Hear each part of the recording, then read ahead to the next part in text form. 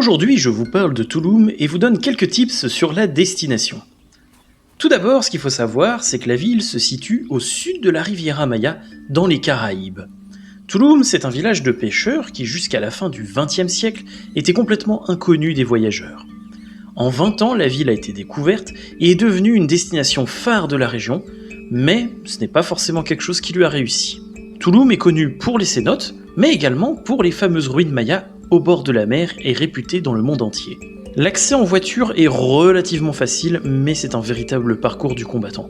Il faut accéder au parking situé le plus proche de l'entrée, donc près d'une grande barrière, et pour ça il va falloir éviter tous les escrocs qui vous diront de venir vous garer sur des parkings soi-disant officiels, mais c'est faux, l'objectif étant de vous faire payer le stationnement, puis une navette pour aller à l'entrée du parc. Côté visite, il va falloir payer à la fois l'accès au parc national, mais aussi aux ruines, le mieux restant de régler à l'entrée près du checkpoint avec une sécurité. Côté visite, les ruines ne sont pas très grandes, donc la visite se fait plutôt vite, mais gare aux moustiques dans la partie jungle et au soleil pour les parties exposées car ils tapent très fort. Donc surtout, on se protège et on s'hydrate énormément car croyez-moi, vous allez suer. Le parc, c'est aussi une belle occasion de se baigner, de voir parfois quelques espèces animales, et franchement, les plages valent vraiment le coup, et en plus elles ne sont pas privatisées, ce qui est très rare dans la région.